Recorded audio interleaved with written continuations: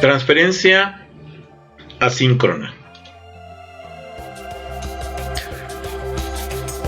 El ATM o modo de transferencia asíncrono es una tecnología de red reciente que, a diferencia de Ethernet, red de anillo y FDDI, permite la transferencia simultánea de datos y voz a través de la misma línea.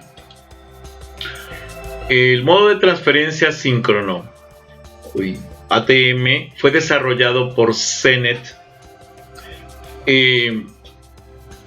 Al contrario de las redes sincrónicas que transmitían todo junto al mismo tiempo, el modo de transferencia síncrona permitía enviar a una velocidad, recibir a otra velocidad y enviar y recibir en diferentes tiempos. Entonces esto permitía que se subdividieran los canales de comunicación.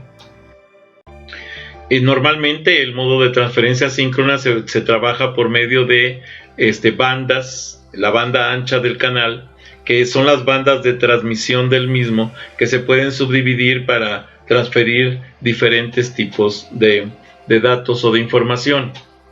Al contrario de las redes sincrónicas, como las redes telefónicas, por ejemplo, en donde la transferencia es sincrónica, que se transmite al mismo tiempo el envío que la recepción, en donde los datos se transmiten de manera sincrónica y pueden mezclarse. Incluso si nosotros tratamos de hablar por teléfono y alguien nos está hablando al mismo tiempo, resulta que se mezclan los sonidos en el camino y luego no entendemos qué es lo que está diciendo aquella persona, ni nos entiende a nosotros, porque no es un modo asíncrono, es un modo sincrónico que pues mezcla la información. Es decir, el ancho de banda para la transferencia asíncrona se comparte, se hace un multiplexado entre los usuarios según la desagregación temporal que se da. Es una red ATM que transfiere datos de manera asíncrona, lo que significa que transmite los datos cuando pueda transmitirlos y por diferentes canales incluso. Por ejemplo, hay una estructura que está comercializándose en la actualidad que se conoce como Triple Play, que es voz, datos e internet,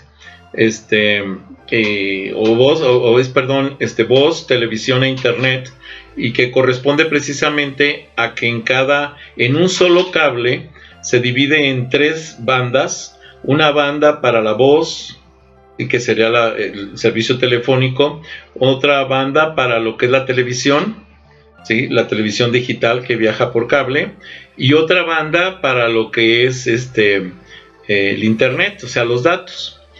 Ese es precisamente el modo de transferencia ATM. Mientras que las redes sincrónicas no transmiten nada si el usuario no tiene nada que transmitir, vamos a decir. O sea, siempre va a estar utilizando el canal para hacer la transmisión, mientras que el modo de transferencia síncrona puede transmitir aunque no esté el usuario, y después el usuario recibe esa información. Usará estos vacíos, vamos a decir, para transmitir otros datos, y esto garantiza que el ancho de banda se utilice de una manera más óptima.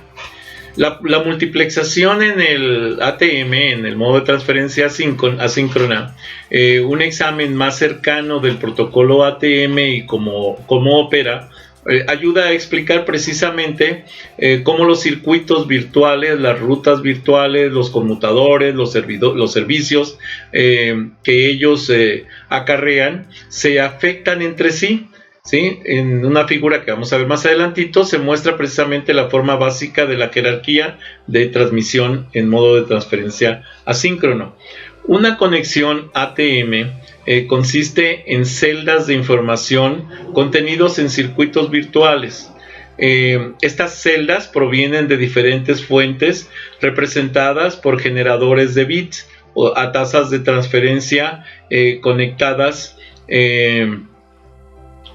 a tasas de transferencia constantes como voz, y tasas variables como tipo de ráfagas de bursty traffic, como puede ser internet para los datos.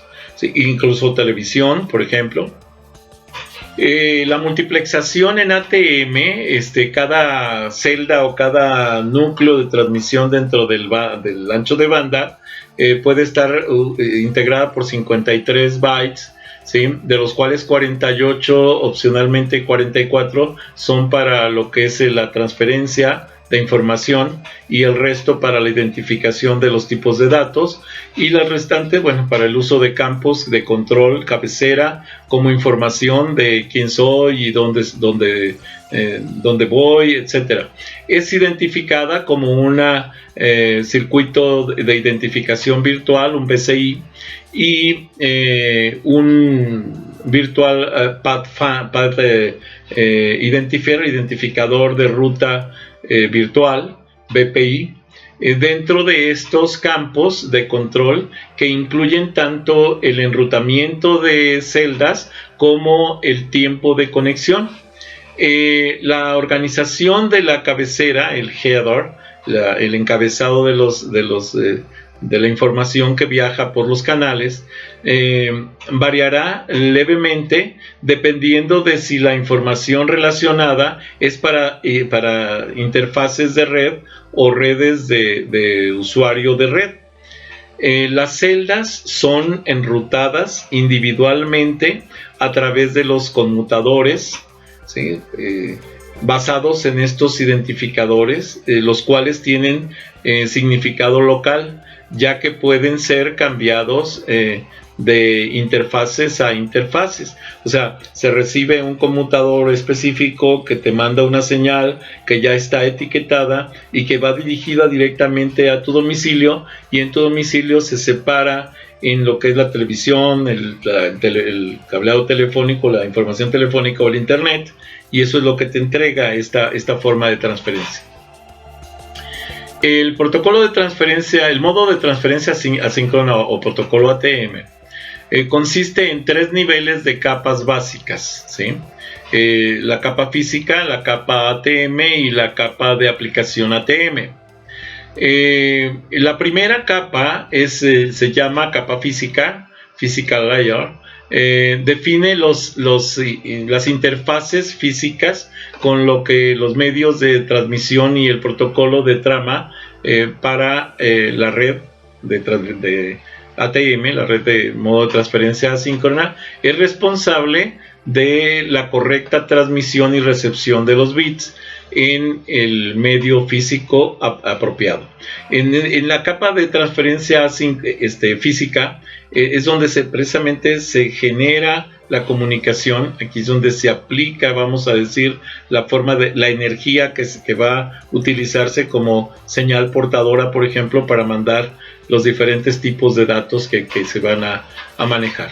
Ahora, el protocolo ATM, a diferencia de muchas tecnologías LAN, como la Ethernet, que especifica ciertos medios de transmisión, 10 base T, por ejemplo, para 10 megabits por segundo, 10 base 5 para 10 megabits por segundo, por segundo en cables par trenzado de calibre 5, etcétera. El modo de transferencia asíncrona es independiente al transporte físico, o sea, no le importa qué tipo de cable estás utilizando. Las celdas ATM pueden ser transportadas en redes SONET, que significa Synchronous Optical Network, o sea, aquí ya acepta la fibra óptica. SDH, que son Synchronous Digital Hierarchy o jerarquía digital de sincronización. Tiene formas de transmisión T3, C3, T1, E1, o aún en módems de 9600 baudios por segundo, que son cambios de fase por segundo, lo que se mide en los baudios.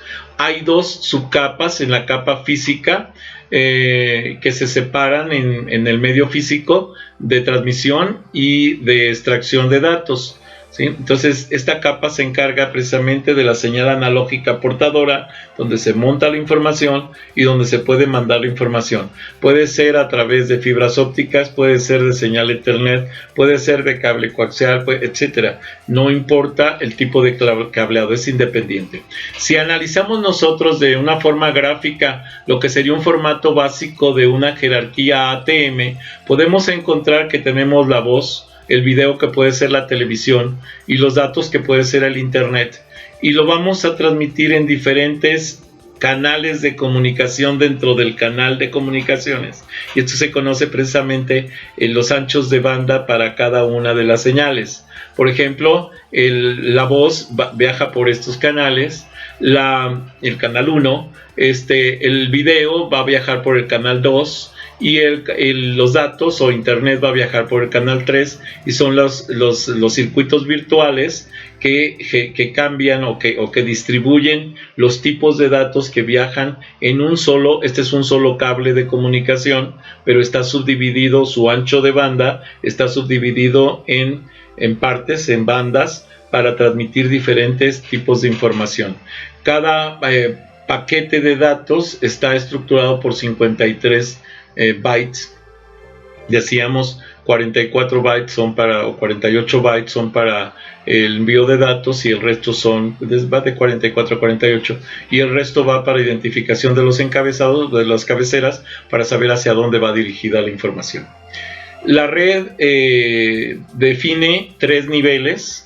El nivel 1, que es el nivel físico, se han definido distintos medios de transmisión como fibra óptica a 155 megabits por segundo o 100 megabits por segundo en FDDI para ATM de área local, además de otras opciones. Actualmente las interfaces de ATM trabajan a 622 megabits por segundo o incluso hasta 2.4 gigabits por segundo. Entonces ya las velocidades son altísimas, lo que podemos lograr.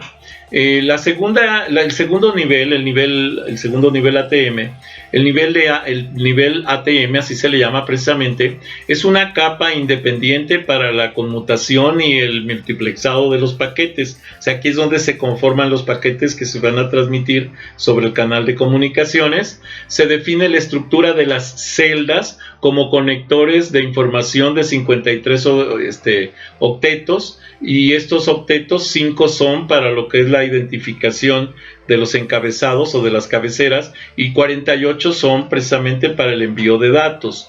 El encaminado se basa en los identificadores de los circuitos virtuales, que es el VCI, los Virtual Circuit Identifiers, y los identificadores del camino virtual, que es el VPI, que corresponde al Virtual Path Identifier.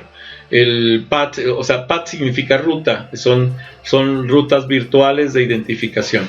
Además, ATM es una red orientada a la conexión. Entonces, siempre que vayamos a transmitir por ATM, lo primero que va a hacer es establecer la ruta de comunicación entre el nodo emisor y el nodo receptor. Debido al pequeño tamaño de las celdas ATM, la alta velocidad de los enlaces y la velocidad de conmutación de los nodos a ATM proporciona una latencia mínima, o sea, un retardo mínimo. Casi se da una transmisión de manera instantánea, casi a la velocidad de la luz. La red define 3 niveles. El tercero es el nivel de adaptación ATM llamado AAL, que se subdivide, ya no lo vamos a presentar aquí, pero se subdivide en 5 niveles, el AAL. Este nivel, el ATM, el tercer nivel ATM, está diseñado como puente entre los niveles ATM y las aplicaciones del usuario. Hasta aquí esta presentación.